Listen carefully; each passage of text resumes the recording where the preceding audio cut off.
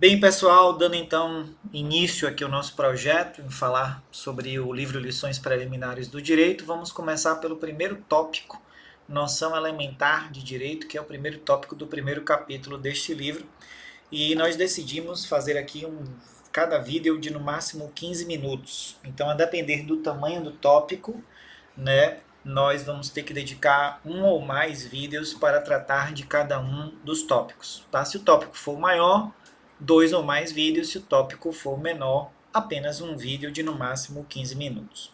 Bem, esse é um tópico um pouquinho grande, talvez eu não sei se é com apenas um vídeo de 15 minutos eu consiga falar de tudo que eu preciso falar nesse tópico. Caso eu não consiga, eu então gravaria uma segunda aula apenas sobre esse primeiro tópico, noção elementar de direito, tá? Então, dando aí início a nossos comentários, né, conforme eu prometi isso aos senhores, então a gente começa aí falando que o texto que está aí escrito no slide é o texto literalmente do livro Lições Preliminares do livro do professor Miguel Reale, então não é um texto produzido por nós, é uma reprodução do livro dele com o intuito de que esse vídeo seja um facilitador da sua leitura do livro, de alguma forma lhe esclareça aspectos e pontos muito importantes na hora que você estiver estudando e você possa fazer na margem da página as anotações a partir do que você ouviu nesse vídeo, tá? Bem, então, como poderíamos começar a discorrer sobre o direito sem admitirmos, como pressuposto do nosso diálogo, uma noção elementar e provisória da realidade de que vamos falar? Pergunta o professor Miguel Reale. Então, ele diz que para começar esse diálogo com vocês é preciso que ele previamente elabore uma definição, mesmo que prévia, mesmo que provisória, do que ele entende por direito, para que logo na sequência ele possa falar dessa dita noção elementar de direito, né? Um grande pensador contemporâneo, Martin Heidegger, o pensador a que ele faz alusão aí é o grande filósofo alemão da corrente existencialista, influenciado também de alguma forma pelo seu mentor intelectual, o filósofo Edmund Husserl, que foi um grande fenomenólogo, e o Heidegger, além de ter sido um dos maiores pensadores alemães do século XX, há quem diga que talvez tenha sido no campo da filosofia o grande pensador do século XX na Alemanha, e como grande mentor do existencialismo ao lado de Jean-Paul Sartre, e que tem como seu livro mais famoso O Ser e o Tempo, né, o Martin Heidegger. Ele foi também nazista, ou seja, ele também esteve de alguma forma vinculado ao movimento nazista. Bem, mas dito isso, ele diz: um grande pensador contemporâneo, Martin Heidegger, afirma com razão que toda pergunta já envolve, de certa forma, uma intuição do perguntado. Ou seja, todo aquele que pergunta já imagina qual é a resposta que vai dar à própria pergunta que fez. Ou seja, se eu estou perguntando aquela que seria a noção preliminar do direito, eu já faço ideia da resposta que eu pretendo dar sobre qual seria essa noção preliminar do direito. Não se pode, com efeito, estudar um assunto sem se ter dele uma noção preliminar, assim como o cientista, para realizar uma pesquisa, avança uma hipótese, conjectura uma solução provável, sujeitando-a posteriormente à verificação. Ou seja, ele aí chama atenção para um aspecto muito importante a ser destacado. Ou seja, toda construção de conhecimento envolve essa necessária circularidade a que ele faz alusão aí. Qual é a circularidade? Você imagina uma ideia seja uma ideia, uma explicação, uma forma, uma tese de explicação sobre aquele assunto e vai testá-la diante da realidade para verificar se aquela explicação que você está imaginando ser a mais plausível é ou não adequada àquela realidade. Acaso não seja, você volta para a sua tese, para a sua teoria, para a sua explicação e faz adaptações, consertos, ajustes e novamente retorna à realidade a fim de saber se agora essa sua explicação reformulada está mais ou menos bem adaptada ao que ele diz a realidade. Ou seja, em outras palavras, há aí uma relação de circularidade, né, entre o que a sua especulação conceitual está a propor e aquilo que você constata na realidade, até que a sua especulação conceitual de alguma forma se adeque, né, consiga retratar, refletir aquilo que a realidade lhe aponta. Por outro lado, a própria realidade também é influenciada pela sua própria especulação conceitual. Se você pensar que A própria realidade é uma construção, em última análise, feita a partir da linguagem.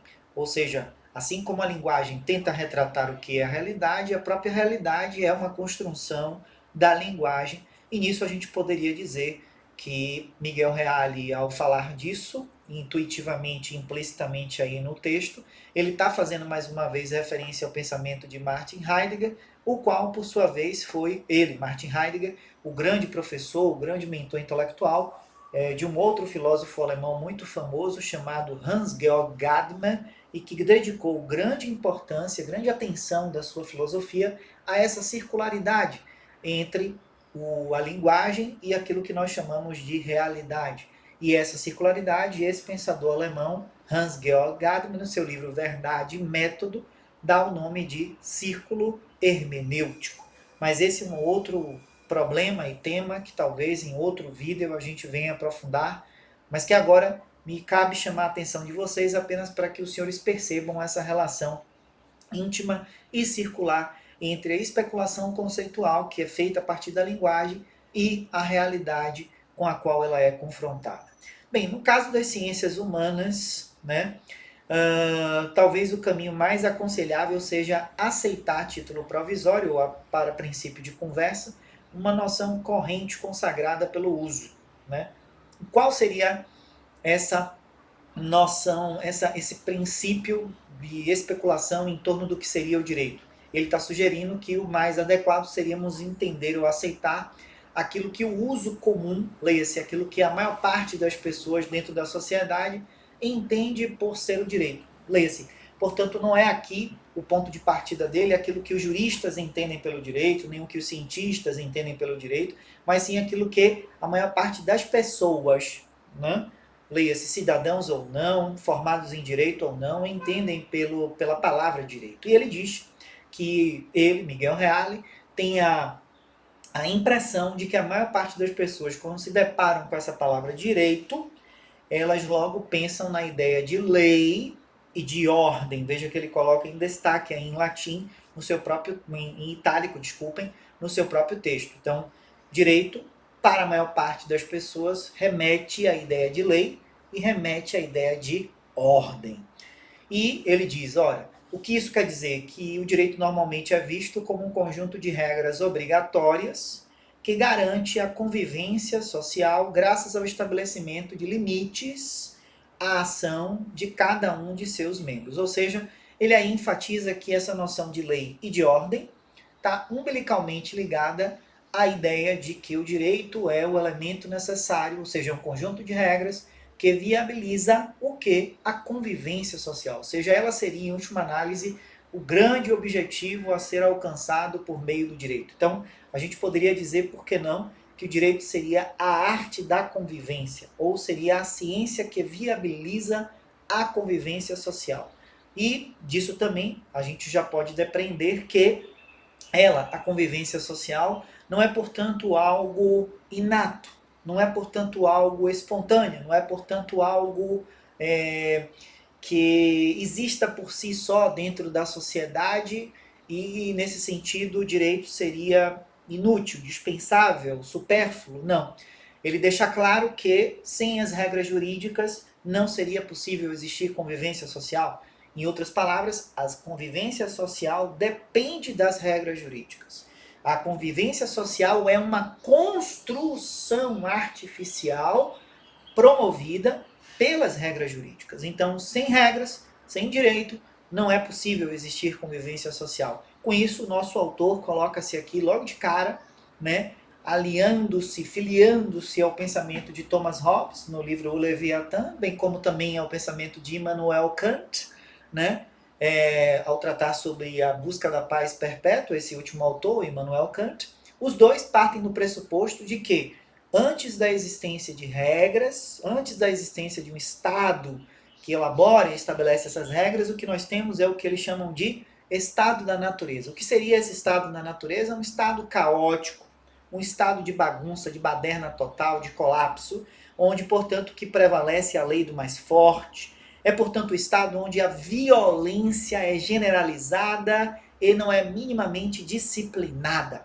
Porque é importante chamar a atenção, senhores, que o direito é por si só e necessariamente violento. O ponto é, o direito estabelece limites a essa violência, mas isso não deixa assim, não deve deixar passar despercebido que ele, o próprio direito, é violento na medida que ele impõe regras e limites a toda a sociedade. Ou seja, em última análise, essas regras vão demandar alguma medida de violência para serem obedecidas, porque se não forem obedecidas espontaneamente, terão que sê-lo por meio da aplicação de uma sanção. Então, o que eu estou querendo chamar a atenção com isso? Que o nosso autor aqui, Miguel Reale, nessa última frase dessa primeira passagem do seu texto, falando sobre noção elementar do direito, ele está se filiando ao pensamento de Immanuel Kant e também ao de Thomas Hobbes. E, por outro lado, colocando-se no sentido oposto ao pensamento de Aristóteles, por exemplo, bem como o pensamento de Jean-Jacques Rousseau, porque esses dois últimos autores, por exemplo, o próprio autor suíço, Rousseau, no seu livro Contrato Social, ele sugere que esse estado da natureza fosse um estado anterior, portanto, à existência do direito, né? Seria um estado de ordem, de disciplina, de harmonia, onde não havia conflitos, onde não havia, portanto, um caos social. Veja como ele explica, portanto, nesse sentido, absolutamente diferente de Thomas Hobbes, que vai caracterizar esse estado da natureza como um estado de caos, como se fosse um estado de guerra constante. Tá?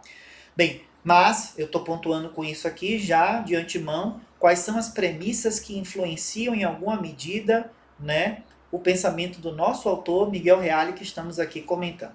Bem, dando sequência então aqui nos nossos comentários, logo na mesma página ou na página seguinte, o autor fala que, assim sendo, quem age de conformidade com essas regras comporta-se direito, ou seja, comporta-se dentro das regras, dentro dos limites impostos às regras. Quem não faz, age torto.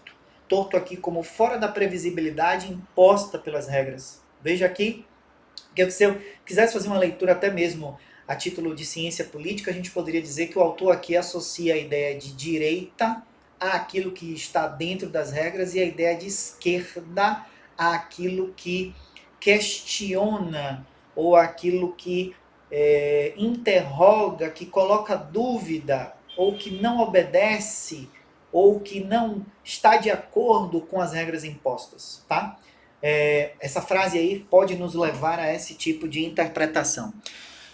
Vale dizer que o nosso autor Miguel Reale, né, que é sem dúvida o maior filósofo do direito, mesmo depois de morto, seus livros são os mais lidos dentro e fora do país ainda hoje, deixou diversos discípulos, entre eles o principal professor Tércio Sampaio Ferraz Júnior, foi professor da Faculdade de Direito da Universidade de São Paulo, Largo do São Francisco, mas teve uma importante vinculação e participação e simpatia, por que não dizer, com o movimento integralista no Brasil, né? Por alguns conhecidos como os Camisas Verdes, que na ocasião estava muito associado ao movimento que muitos cunharam como sendo um movimento de extrema direita no Brasil, naquela mais ou menos meados da década de 40. Tá? Bem, feito esse comentário, prossegue o autor. Direção, ligação e obrigatoriedade de um comportamento para que possa ser considerado lícito parece ser a raiz intuitiva do conceito de direito. A palavra lei, segundo a sua etimologia mais provável, refere-se à ligação, liame, laço, relação, o que se completa com o sentido nuclear de jus, tá?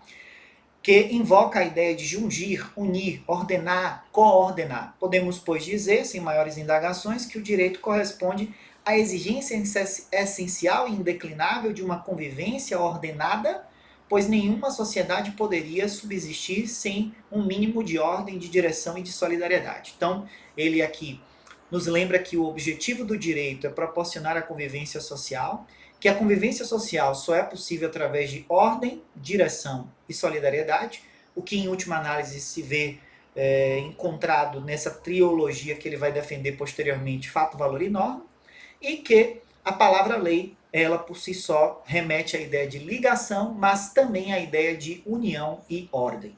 É isso, senhores, eu volto daqui a pouco para o nosso segundo vídeo ainda sobre esse item noção elementar do direito. Um abraço.